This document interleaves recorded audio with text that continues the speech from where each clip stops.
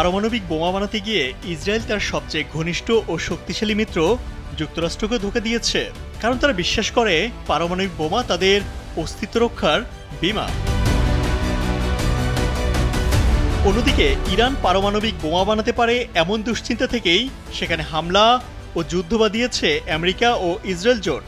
প্রশ্ন হলো, এই যুক্তরাষ্ট্রের চোখের সামনে কিভাবে ইসরায়েল পারমাণবিক বোমা বানাতে সক্ষম হলো?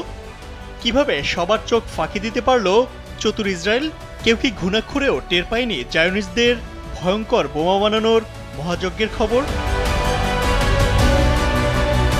1948 সালে প্রতিষ্ঠার পর থেকে ইসরায়েল এটা বুঝতে পারে যে তাকে যে কোনোভাবেই হোক পারমাণবিক বোমা বানাতেই হবে।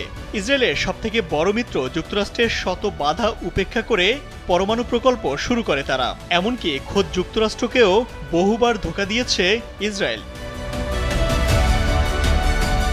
চলুন দেখে নেই সারা বিশ্বের চোখে ধুলো দিয়ে কিভাবে পারমাণবিক বোমা বানালো ইসরায়েল। যদিও এ বিষয়ে এখন পর্যন্ত হ্যাঁ না কিছুই বলেনি দেশটি। ফেডারেশন অব আমেরিকান সায়েন্টিস্টের গবেষকরা মনে করেন 2021 সালের হিসাব অনুযায়ী ইসরায়েলের কাছে প্রায় 90টি পারমাণবিক ওয়ারহেড আছে।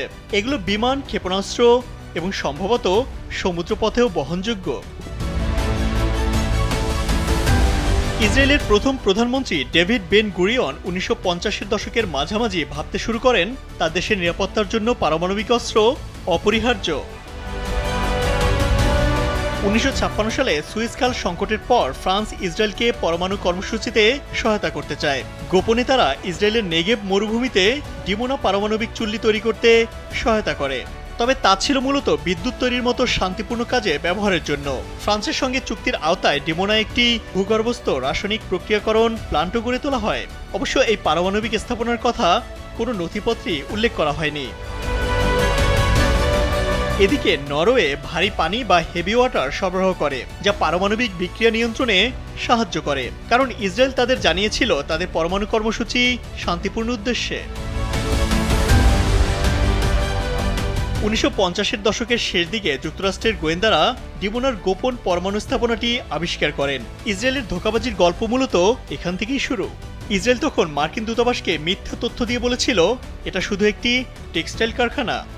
পরে যখন ইসরায়েলের মিথ্যা ধরা পড়ে যায় তখন তারা আবার বলে এটা ধাতুবিদ্যার গবেষণাগার, যেখানে অস্ত্র তৈরির রাসায়নিক প্ল্যান্ট নেই, যা দিয়ে পরমাণু অস্ত্র তৈরি করা যায়। 1960 সালের ডিসেম্বরে বেন গুরিয়ন ইসরায়েলের পার্লামেন্টে বলেন এটা 24 মেগাওয়াট ক্ষমতাসম্পন্ন একটি গবেষণা চুল্লি। এই পরমাণু কর্মসূচি একমাত্র শান্তিপূর্ণ কাজে ব্যবহার করা হবে। 1961 সালে নবনির্বাচিত মার্কিন প্রেসিডেন্ট জন এফ কেনেডি পরমাণু অস্ত্রের সম্ভাব্য বিস্তার নিয়ে শঙ্কিত হয়ে পড়েন। তিনি ইসরায়েলের পরমাণু কর্মসূচি নিয়মিত পর্যবেক্ষণের উপর জোর দেন। 1961 সালে এক মার্কিন পরিদর্শক দল জানায় এখানে পরমাণু অস্ত্র তৈরির মতো কিছুই নেই। তবে যুক্তরাষ্ট্রের পক্ষ থেকে এরপরও দাবি থাকে পরিদর্শন চলতে থাকুক, যাতে আরব দেশগুলো বিশেষ করে মিশরকে আশ্বস্ত করা যায় যে ইসরায়েল কোনো গোপন পরমাণু বোমা বানানোর কর্মসূচিতে নেই। 1963 সালে মার্কিন প্রেসিডেন্ট জন এফ কেনেডি ইসরায়েলের নতুন প্রধানমন্ত্রী লেভি ইশকোলকে কড়া বার্তা পাঠান। ইসরায়েলের পারমাণবিক অস্ত্র তৈরির চেষ্টা সম্পর্কে নির্ভরযোগ্য তথ্য না পেলে আমাদের সম্পর্ক গুরুতরভাবে ক্ষতিগ্রস্ত হবে। উত্তরে ইশকোল বলেন পরমাণু স্থাপনাটি শুধুমাত্র শান্তিপূর্ণ কাজে ব্যবহৃত হচ্ছে। যদিও 1963 সালে এই মার্কিন প্রেসিডেন্ট হত্যাকাণ্ডের শিকার হন। এই গুপ্ত হত্যার কারণ নিয়েও রয়েছে নানা বিতর্ক। প্রেসিডেন্টকে হত্যার পরের বছরই অর্থাৎ 1964 সালে একটি মার্কিন দল আবারও ইসরায়েলের পরমাণু স্থাপনা পরিদর্শন করে। এবার তারা প্লুটোনিয়াম প্রক্রিয়াকরণের কোনো স্থাপনাই খুঁজে পায়নি। মার্কিন প্রতিনিধি দলটি বুঝতেই পারেনি আসলে ভূগর্ভে ইসরায়েল গোপনে প্লুটোনিয়াম প্রক্রিয়াকরণ প্ল্যান্ট বানিয়ে ফেলেছে বহু আগেই। ইসরায়েল লিফটের চারপাশে এমনভাবে দেয়াল তৈরি করেছে যাতে পরিদর্শকরা বুঝতেই পারেনি এই লিফট দিয়ে পরমাণু স্থাপনায় যাওয়া যায়। 1991 সালে সাংবাদিক সেমুর হার্শের বই দ্য স্যামসন অপশন বইয়ে ইসরায়েলের পরমাণু কর্মসূচির বিষয়ে বিস্তারিত উল্লেখ করা হয়েছে, যেখানে ভুয়া বোর্ড ও কম্পিউটার চালিত পরিমাপ যন্ত্র বসানো হয়েছিল, যাতে মনে হয় সেখানে 24 মেগাওয়াট ক্ষমতাসম্পন্ন চুল্লি পুরো শক্তিতে চলছে। ইসরায়েলি কারিগররা এই ভুয়া কক্ষে দীর্ঘদিন ধরে মহড়া চালিয়েছিল, যাতে মার্কিন পরিদর্শকরা এলেও যেন তাদের চোখে ধুলো দেয়া যায়। এই ভুয়া ব্যবস্থার মূল উদ্দেশ্য ছিল মার্কিন পরিদর্শকদের বুঝিয়ে দেয়া যে সেখানে কোনো রাসায়নিক প্রক্রিয়াকরণ প্ল্যান্ট নেই, এমনকি সেখানে এমন কিছু তৈরি করাও সম্ভব নয়। এদিকে 1968 সালে সিআইএ নিশ্চিত হয় ইসরায়েলের কাছে পারমাণবিক অস্ত্র আছে। তখনই মাত্র পরমাণু অস্ত্র বিস্তার রোধ চুক্তি এনপিটি তৈরি হচ্ছিল। পরেতে জাতিসংঘের সদস্য দেশগুলোর অনেকে স্বাক্ষর করেছে, কিন্তু ততদিনে যুক্তরাষ্ট্র বুঝে গেছে অনেক দেরি হয়ে গেছে। ইসরায়েলকে তার পরমাণু কর্মসূচি থেকে এখন আর ফিরিয়ে আনা সম্ভব না।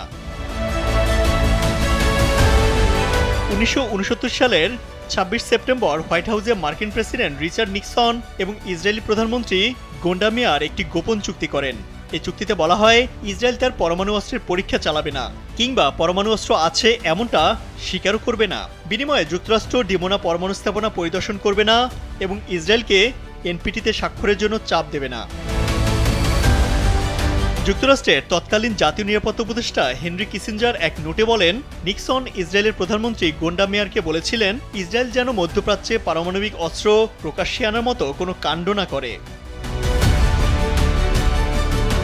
1979 সালে যুক্তরাষ্ট্রের একটি উপগ্রহ যার নাম ভেলা 6911 তৈরি করে। 1963 সালে পারমাণবিক পরীক্ষা নিষিদ্ধ চুক্তি পিটিবিটি মানা হচ্ছে কিনা তার নজরদারির জন্য তৈরি করা হয়েছিল এই স্যাটেলাইটটি।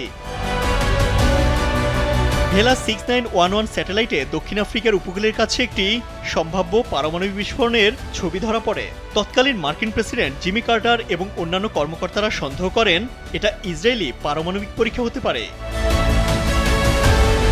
ভেলা উপগ্রহে ধরা পড়া ঘটনাটি যে ইসরায়েল দক্ষিণ আফ্রিকার যৌথ পারমাণবিক পরীক্ষা ছিল তার পক্ষে প্রমাণ এতটাই ভারী ও স্পষ্ট যে তা অস্বীকার করা কঠিন। তবে ইসরায়েল কখনোই আনুষ্ঠানিকভাবে এই পরীক্ষার কথা স্বীকার করেনি। কিন্তু ইসরায়েল প্রতারণা করলেও যুক্তরাষ্ট্র তাদের ক্ষেত্রে ছিল নমনীয়, কিন্তু ইরানের ক্ষেত্রে কোনো রকম দায় মুক্তি দিতে রাজি নয় তারা।